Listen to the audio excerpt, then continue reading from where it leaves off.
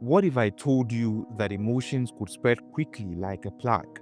That sadness, misfortune, and even bad luck could be as contagious as any disease?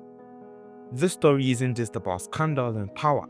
It is a stern warning about the invincible forces that can cling to us, the emotional states that infect our own destinies if we are not careful who we let into our orbit.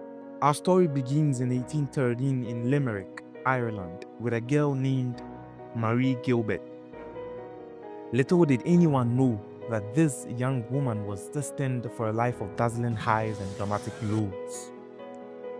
Fast forward to the 1840s, Marie arrived in the glittering city of Paris with dreams of becoming a star. To sound more exotic, she reinvents herself as Lola Monter, claiming to be a fiery flamenco dancer with Spanish roots. But the Parisian audience weren't exactly blown away by her dancing. By 1845, Lola's career was sinking fast. To survive in the cutthroat world of Paris, she made a bold decision. She became a courtesan.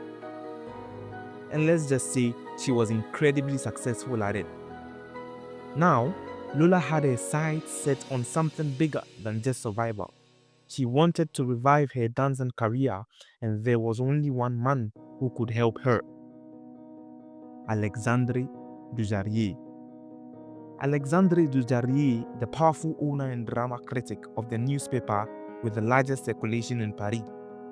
Lola was a woman who knew what she wanted, and she wasn't afraid to go after it. She investigated Dujardin's routine and discovered his daily morning ride. Being an excellent horsewoman herself, she staged a little accidental encounter. One chance meeting turned into daily rides, and soon Lola had charmed her way into Dujardin's life and his apartment. For a while, they were genuinely happy. With Dujardin's influence, Lola's dancing career started to see a glimmer of hope. Despite the potential damage to his reputation, Dujardin was madly in love with Lola. He even told his friends he planned to marry her in the spring. But there was a secret Lola was keeping. She was still married legally to an Englishman who she had run away to get secretly married to years earlier. Though Dujardin was deeply in love, his life began to unravel.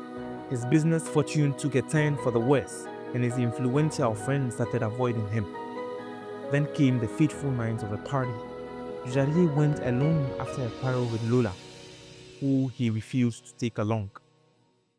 Fueled by alcohol and perhaps defending Lola's honor, Dujardin drunkenly insulted Jean-Baptiste Wasmond de Beauval, a highly respected drama critic. The next morning, Beauvalon challenged him to a duel. Beauvalon was known as one of the best shots in France. Dujardin's attempts to apologize were futile. The duel took place, and in a tragic instant, one of Paris society's most promising young men was killed. Heartbroken and facing the consequences, Lola left Paris. But her story was far from over. In 1846, Lola Monte found herself in Munich, Bavaria, and this time her target was even bigger: King Ludwig I himself. Lola, the ever strategist, quickly figured out the best way to reach the king was through his aide-de-camp, Count Otto von Redzbeck, a man known for his appreciation of beautiful women. Just like in Paris, Lola staged another accidental encounter. Riding by Redzbeck's cafe, she dramatically fell from her horse, landing right at his feet. The Count was instantly enchanted. He rushed to her aid and promised to introduce her to King Ludwig. Redzbeck arranged an audience, but when Lola arrived at the king's anteroom, she overheard Ludwig saying he was too busy to meet some favor-seeking stranger. Lola wasn't one to take no for an answer. She pushed past the guards and barged into the king's room, and in a moment of pure audacity, the front of her dress somehow came undone, revealing her bare dress to the astonished king. Well, that certainly got his attention. 55 hours later, Lola made her debut on the Bavarian stage. The reviews were terrible, but that didn't deter the bewitched King Ludwig. Ludwig was completely smitten. He started appearing in public with Lola on his arm, showering her with gifts and even writing poetry for her. Quite a change for a known miser. He bought and furnished a lavish apartment for her, and overnight, Lola Montey became the most famous and powerful woman in Bavaria. But with great power came a distinct lack of restraint. Lola's behavior became increasingly erratic.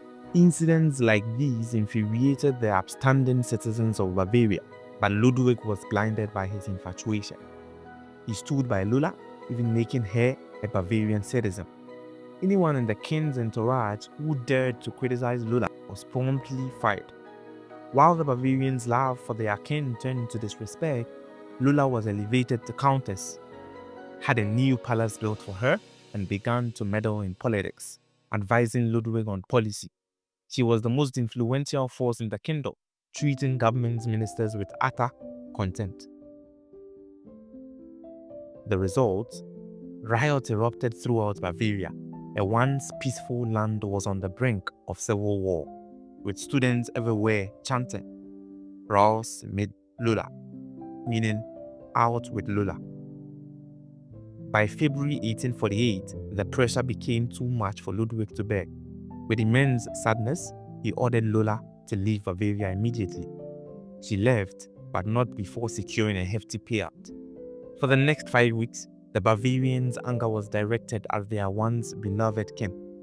And in March of that year, Ludwig I was forced to abdicate his throne. Lola Montey had single-handedly brought down a monarch.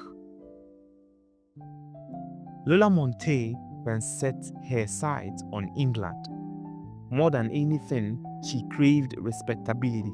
Despite still being legally married to her English elopement, she pursued George Trafford Heald, a promising young army officer from an influential family.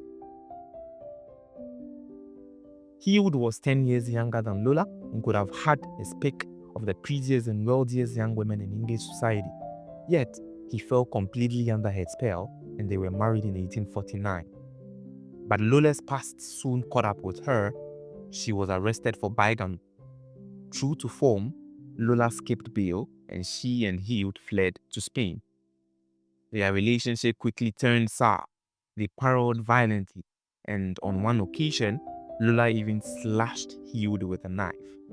Eventually, she drove him away, returning to England. Heald found his army career ruined and was ostracized by society. He moved to Portugal, where he tragically died in a boating accident just a few months later.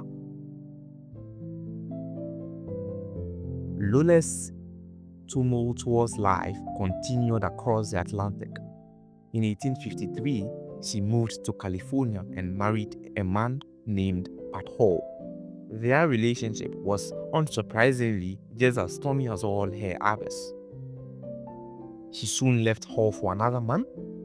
Hall, heartbroken and lost, turned to drink and fell into a deep depression, dying just 4 years later, still a young man. But the whirlwind that was Lola Montey wasn't done with surprises. At the age of 41, she underwent a dramatic transformation.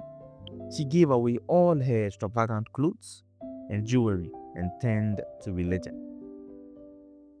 Lola toured America, lecturing on religious topics, dressed in white and wearing a halo-line headgear.